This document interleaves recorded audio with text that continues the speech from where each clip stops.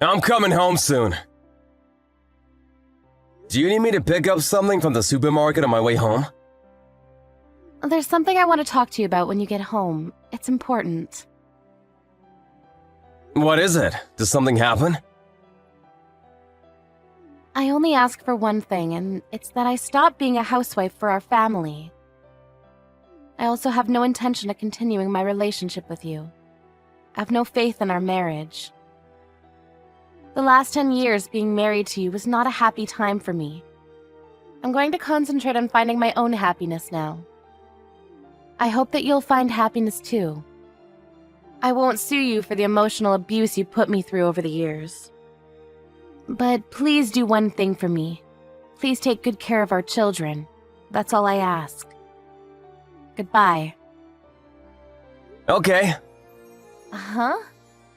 Is that all you have to say to me? Look how much I wrote, and all you can say to me is okay? I put a lot of thought into what I was going to say to you. You're always so cold to me. You're a terrible husband. What do you want me to say? This isn't the first time you said something like this to me. I'm sick and tired of you jerking me around like this. If this is what you want, I won't stop you. Don't give up on us so easily. Don't you have any feelings left for me? You're not going to stop me from leaving you. Does marriage mean nothing to you? Look, what do you want me to say? If you want to divorce me, I can't stop you. This is not the first time that you try to divorce me over chat. What is it that you're looking for? I want you to stop me from leaving you. That's what you want too, right? I know you still love me. I don't want to continue this conversation with you. I'm sick and tired of you stirring things up between us. In fact, I want to divorce you. You were right. The last 10 years hasn't been fun for me either. I want out. How can you say that to me? Aren't you my husband? Stop playing games and ask me to come back to you. What are you trying to do? Why do you want to make things so complicated? This is the first time that you said that you wanted to leave the kids, too. If you weren't being serious, you shouldn't have said such a thing about our children. That's sick. I wasn't kidding. I had to say that in order for you to take me seriously. I tried to take you seriously at first, but you like to make things so difficult for me. You've been acting crazy like this for the past 6 months, and I'm tired of it. Now you've convinced me that leaving you might be the better option for me. I'm prepared to end our marriage. Prepared? Prepared for what? I'm getting ready to divorce you. You've been asking me for months now to leave you, and I'm finally going ahead with it. I don't want to go back and forth with our decision. Well, it's not an easy decision to make. If you asked me not to leave you, I'd reconsider. Are you home right now? I'm not. I'm not coming home until you apologize to me. What do I need to apologize for? Your behavior! Even if it's your fault, you try to blame it all on me. I'd apologize if I thought that it was my fault. But this time, I don't think I've done anything wrong. It took me a long time for me to get the kids to go to sleep yesterday, but did you have to get so angry about something so small? If you're so good with the kids, couldn't you have tucked them in yourself? I want a little more help from you. Just because I'm good at something doesn't mean that I have to do everything on my own. It's not fair. That's what I call emotional abuse. You say that you're doing everything by yourself, but all you do is cook. You don't even work. Are you making fun of the fact that I don't work? I'm busy too, you know. I'm sure that you are. You take care of the kids and pick them up from school every day, so I'm grateful that you take such good care of the kids, but I also want you to understand that I work really hard too. And when I come home tired from work, you expect me to bathe the kids, clean the house, do the laundry, and vacuum? It's too much for me. And when you don't get what you want, or if things don't go your way, you storm out of the house and start sending me threatening chat messages. How do you think that makes me feel? That's why I decided that the next time this happens, I'm leaving you for good. Are you being serious right now? You're divorcing me? You can't live without me. Apologize to me now and I'll forgive you. If you beg me to come back to you, I'll do it. I'm home now. Are you listening to me? You left the kids unattended? Don't bring the kids into this. This is between us. Now listen to me. What if they were hurt? You're so irresponsible. Helen is only 3 years old.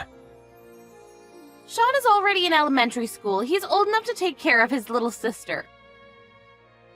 What if they'd gotten injured? They can't take themselves to the hospital. What if a stranger comes by the house and they're kidnapped? Did you consider these things before leaving them by themselves?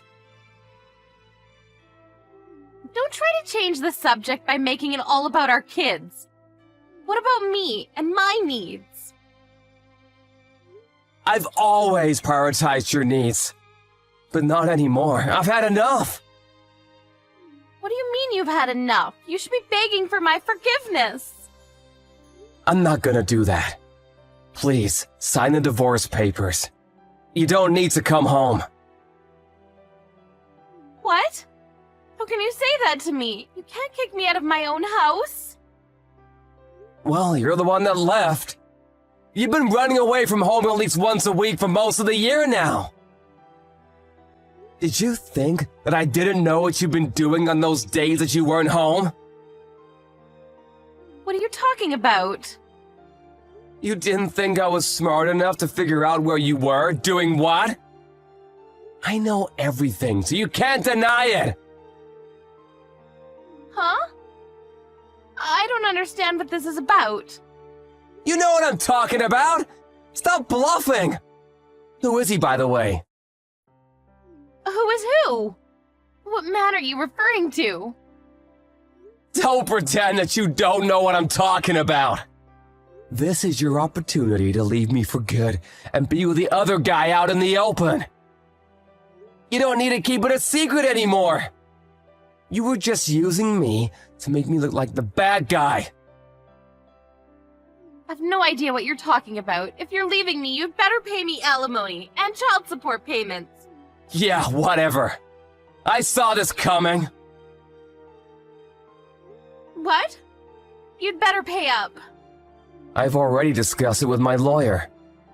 They told me that I have no obligation to pay you any alimony. You're the one that cheated on me, so you owe me alimony. What are you talking about? You're the one that asked for the divorce. If you want me to say yes, then you should pay me alimony. I have a record of all of our chat history. The ones where you repeatedly asked me for a divorce. I can print them and hand them to the court at any time. Is that a threat? It's proof that I wasn't the one that asked for divorce first. Not that I need that proof, since you're the one that's having an affair. You can't get away with not paying me any alimony. But what about the emotional abuse that you put me through? Things were hard for me too, you know. I didn't sue you for the emotional abuse because I didn't want our children to think any less of you. And you're going to sue me for cheating on you? It's not fair. I'm not going to pay you any money. Well, you don't have a choice if the court orders you to do so. I also know that you've been stealing money from my bank account and transferring the money into your own. I don't know what you're talking about. It must be some sort of mistake. You've been taking out small accounts over the course of months. I'm onto you. I saved up that money before we got married, so it's not yours to take. I'm gonna have to ask you to pay me back for that as well. Why do I need to do that? Besides, I only took the money to pay for stuff that our kids needed. You didn't give me enough of it to live off of. I can't believe you would say that because you also took plenty from my main account where my salary is paid. I'm sure that you took the money so that you can use it after you divorce me. I didn't think we'd be getting divorced so soon. I'm going to ask you to pay me child support payments. That's the least you can do for me. I'll be more than happy to pay the child support payments if you're going to take good care of our children. I felt obliged to give you child support payments, and I was more than willing to pay until I found out tonight that you left the kids home alone, unattended. Your parenting is reckless. I don't think you care about them. All you care about is yourself. How the hell can you say that to me? If you cared about them, you wouldn't leave a 3-year-old and a 7-year-old at home alone. You didn't even lock the door! Do you know how dangerous that is? That's because I don't want to hear any more of your excuses. I'm not making excuses. They sound like excuses to me. There's no good reason for leaving your 2 young children unattended. You said so yourself at the start of this conversation. You want the kids to be taken care of, so I'll do what you ask me to. They'll be happy with me. I have one thing to ask of you as well. Please divorce me!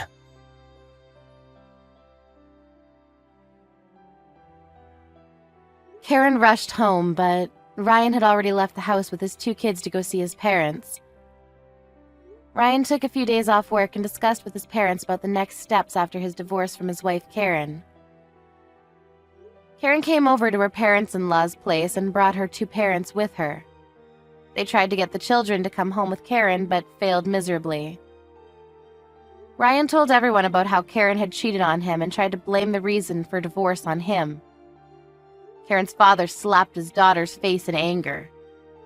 Karen's parents apologized to Ryan profusely for their daughter's terrible behavior. But Ryan had already made up his mind about the divorce, and he began the process with the help from his lawyer. He plans on suing Karen's lover as well. It seemed that Karen's lover was also married, so things were going to get ugly.